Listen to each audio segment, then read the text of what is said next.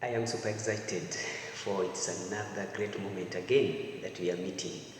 This is Tuesday Class Job Market Episode 9, Part 3, where we are going to talk about employment letter. Remember, from the beginning of the episode, we have been talking about the three main types of letters. The first episode we did the introduction. Part 2, we talk of the job offer letter. Today we are going to handle employment letter.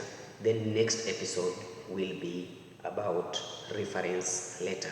Now, this came from a concern of one of our audience, a very esteemed supporter of my YouTube channel.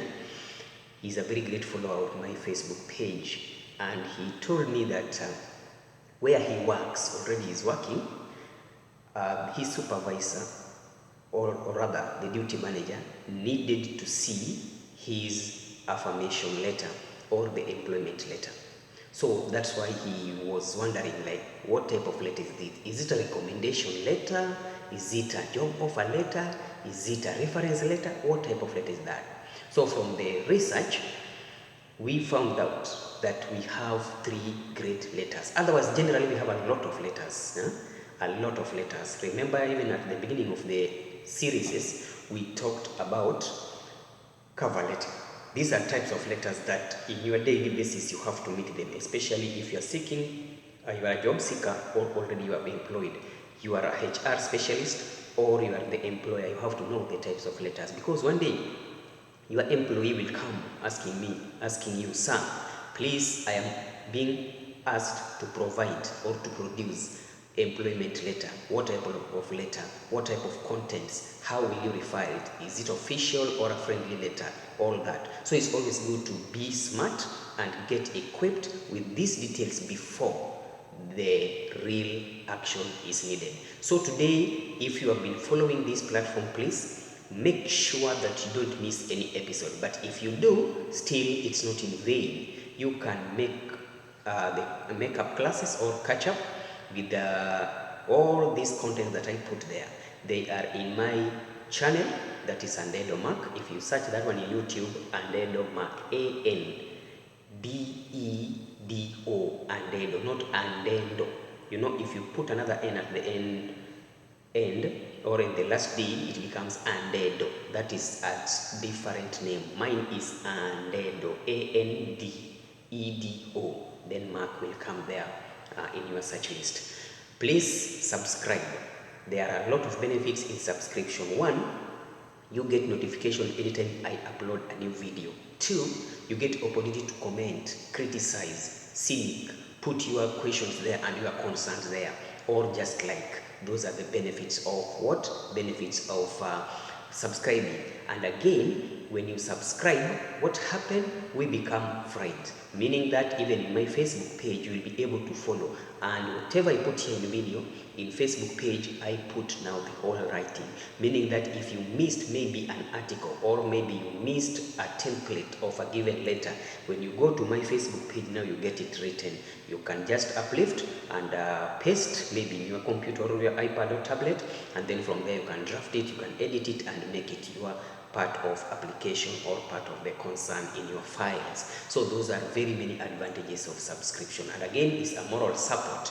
You make me go deeper, do a lot of research, get motivated to produce as many as possible. Because remember, it's a generation we are working with here, and we want that by the end of the day, we shall see how many souls we shall have saved by the end of the day. So be my partner to the end of this as we are continuing. Now, today, let's talk about employment letter. What is this employment letter?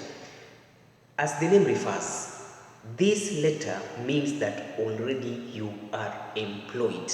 You are not seeking for a job, you are not applying for a job, you are not going for an interview, already you have been absorbed. Meaning that it's a letter that mostly follows or comes after a job offer letter. Job offer letter comes after the interview. Before the interview, we had the job application letter. You know, these letters, and then after job application, there was interview invitation letter. Then now we are talking about employment letter, which you are a staff. So in your senses, you can briefly know what are the main reasons as to why this letter is written. If already you are employed and then you demand such a letter from your employer, what could be the reasons? So that one will take us to the things we will be handling under this. So the main thing, it will be definition of this letter. Then we will see the contents of employment letter, and then the main reason as to why it is important to have an employment letter. Those are the main three parts that we are going to handle, and by the end of the day, we shall have done something. Very quick to save time. Number one, what is the definition of employment letter? You can use your layman language. What I really prefer, or what I encourage most, some of these things that I present, not even some, in most cases what I present, I might use difficult vocabularies, I might do different research from different areas, but I cannot be able to research each and everything around this world. Meaning that from the brief explanation I've given you, you can also read from others, you can also do your research, so that you bring all these ideas, you compile them together, so that by the end of the day, you remain a complex brain that is able to template all these things together and come up with a quality, substantial idea, which is maybe writing the letter. So my definition might not be other person's definition, or might not be your definition, but the good thing is idea remains the same.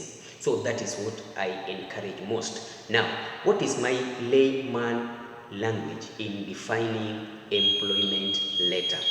Simply, I will say it is an official document. It is an official document that is written from the employer targeting the employee to the client, or that person who is concerned, who is requesting for this letter, to affirm that already you are employed in this company. Now that one already has given you the rough idea of the employment letter. Who writes the employment letter, and why, and to who?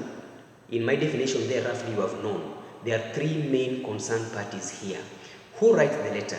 It is the employer. Employer can be a company or the manager of a given company. Whose letter is it? The letter is yours. The letter is yours, but not addressed to you. It's addressed to the client, meaning the third party. There is a third party in this letter. You are the center of play here, but I'm the one writing the letter, which means there is high chances of this letter not even reaching you. It might overcome or overpass you to the third party direct. Means that just like a reference letter, now you get the idea. Just like a reference letter, employment to some extent can also be called a confirmation letter. I am confirming that yes, you are my employee.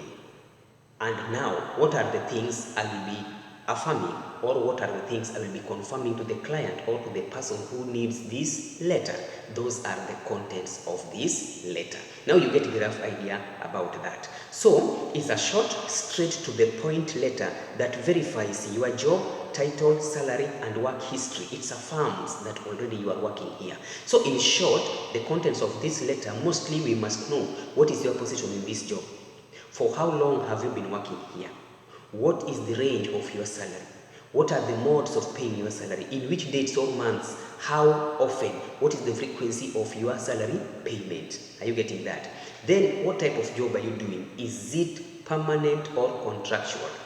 Are you getting that? Is it beneficial or beneficial? Okay, are you benefiting from some of the things, like for example, retirement benefits, the healthcare services, maybe the transport and everything? It's affirmation that you are working here. So the contents of this letter will be as follows. Now, what are the contents of this letter?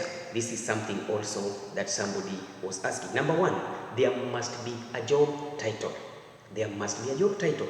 Number two, how long you have been working there. We will see a template and see that. How long have you been working in this company? So the duration for how long you have been working. You are working. This letter is not a termination letter.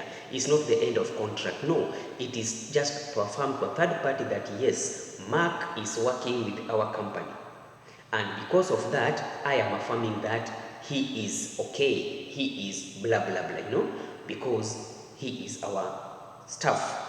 Number 3, whether you work part-time or full-time, that's what I was telling you. It will show whether it's contractual, half-time, full-time, permanent. It will state the status of your work. Then your wages or your salary. If you are paid maybe weekly, or you are paid daily, or you are paid half monthly, that is a wage. But salary, of course, comes after every month. That's the difference between a wage and a salary. Somebody was also asking that. I like the questions, We are learning. We don't know anything. And simpler things we avoid, that is something that somebody is struggling with. So someone was asking, what is the difference between the wage and the salary? Wage, in Kiswahili word, we call it kibarua. Kibarua, you can go one touch, you get, or every weekend you are being paid. That's a wage. But a salary is something that comes exactly after 30 days, from 28th to 28th, from 7th to 7th. People normally say that, our company pays late, our company pays us late, our company pays us very early. What do you mean? If your company is paying you from 15 to next 15, is it late or early? It's neither late nor early. They pay after every 30 days. Even if you're paid at 7th, don't say that, our salary delays up to 7th, our salary delays up to 10th. The thing is, it is assessed from 10th to 10th, still 30 days. From 28th to 28th, still 30 days. From 1st to 1st, still 30 days. So salary comes after every 30 days. That is it, after every 30 days, unless there are some unavoidable circumstances like weekly holidays, monthly holidays, or yearly holidays, or national days. That maybe banks are not working, they may postpone with 2 days or 3 days. Then lastly, your employer's contact information. If I'm the one writing this one, I have to give my details so that in case of any follow-up, they know how to get you and get you through the details of the company, because I've confirmed that you are my staff. Therefore, I must give out my details for follow-up activities, or for reconnaissance studies, or maybe just to affirm, or for references for calls thereafter. So letters of employment are usually brief, as they just need to verify your income position, and that is why it can also be called a verification letter. So if you are asked what is a verification letter, what is employment letter, please, they mean the same and one thing. Okay, all of them are written to confirm, to verify your status at the workplace, and they are written to the third party or to you, then to be taken to the third party. And who is this third party? It can be mostly financial situation. They are wondering, will you be able to pay? Will you be able to pay? Those are some of the things they will be asking. Will you be able to pay? If you cannot pay, how are you going to solve this financial situation? Maybe it can involve bank loan, mortgages, the car, loans, or maybe you want to take your child to school and this affirmation that you'll be able to pay school fee. Yeah, so they need that letter to verify that. Then we can say a letter of employment also is called employment letter. It's a verification letter. It's a document that confirms the individual. Okay, professionals may need to write this on behalf of their team members to provide financial information for the third party. That one we explained to them. Now, let's go and see the template, an example of that. I normally show you the example and all that. Very soon I'll be buying the whiteboard where I'll be projecting these things so that you see clearly. But as for now, let's use what is available. Now, because this is not a joking letter, it's not a friendly letter, it stands official letter. And up to this stage, I am very clear that all my followers, all subscribers, you know how to write official letters. You know the format. As usual, it is written in an official way. Any official letter must be having two addresses. It must be having a heading, and then the body, then the conclusions. How we arranged it, we taught, or I tutored you on that briefly before we began everything. So this one also is official letter, meaning that employment letter also takes the format of official letter, whereby at the beginning, as you can see, let me show you there. At the beginning, you are going to have, like now, this is the address. Whose address is this? The writer. Who is the writer? The writer is the company or the person or the manager of a given company, meaning that this person is not going to use a private address. The writer is going to use the company's address. For example, it's me writing for Goshen. I told you I have a retail shop called Goshen. Now, this Goshen, if I am the CEO and I'm going to write it to the third party referring to my staff, I am going to write like this: Goshen Investment Company, P.O. Box, blah blah blah, Zimmerman, Nairobi. Telephone number, email address. Then in bracket down there, I can write Mark and Edo in bracket, company's CEO.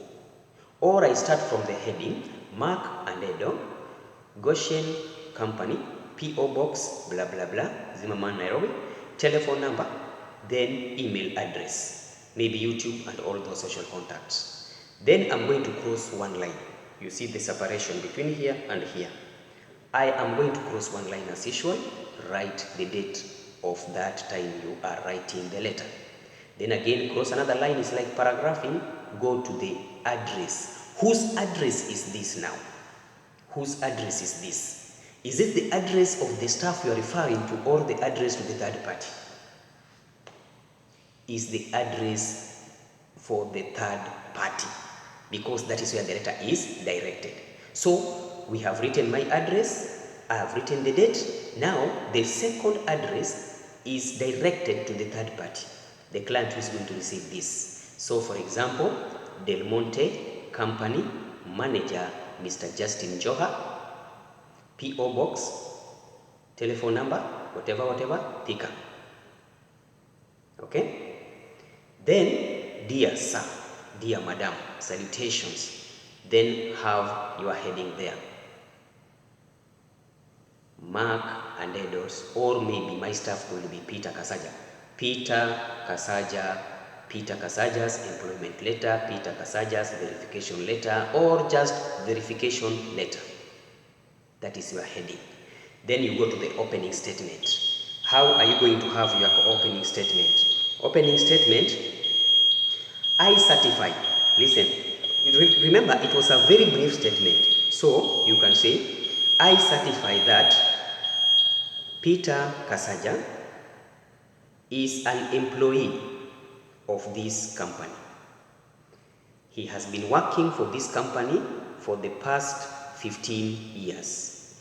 His salary scale is $70,000, which is payable after every 30 days, in bracket, monthly. Peter Kasaja works for us as a permanent employee. He is qualified, or he is eligible for other benefits like NSSF, some insurance like health insurance, work safety insurance, and others.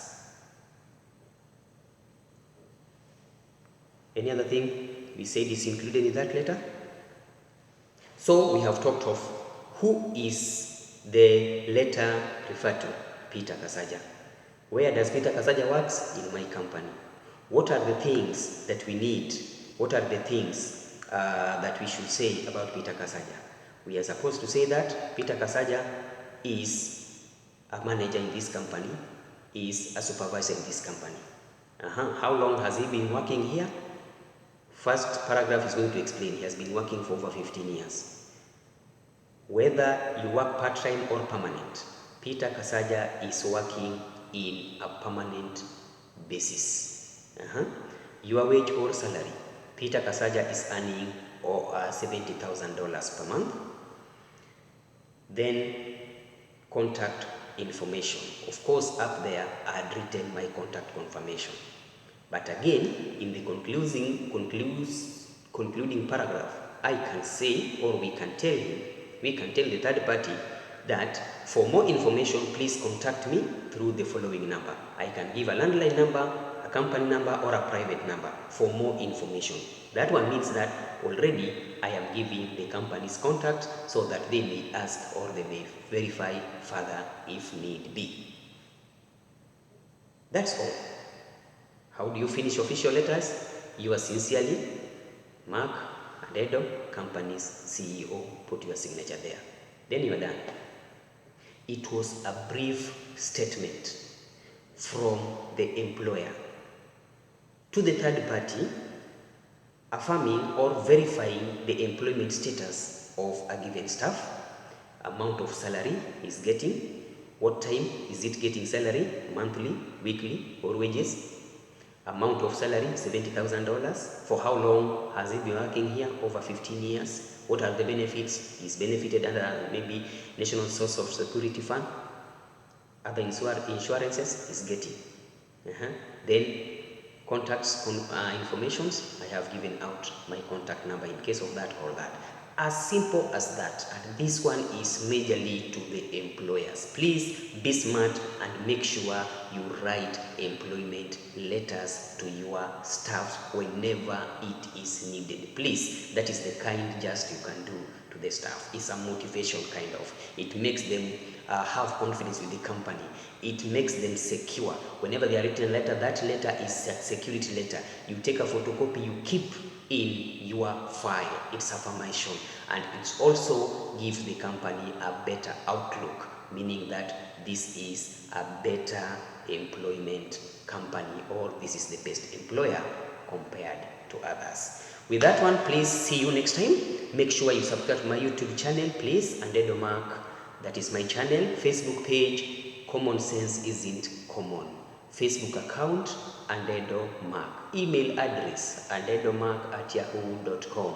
WhatsApp number +254 711 22 3525. In case of anything, in case of any question, please feel free to contact me direct, and we shall do research together and come up with better contents to make sure that knowledge is rippled to many. Thank you. See you next time. Bye.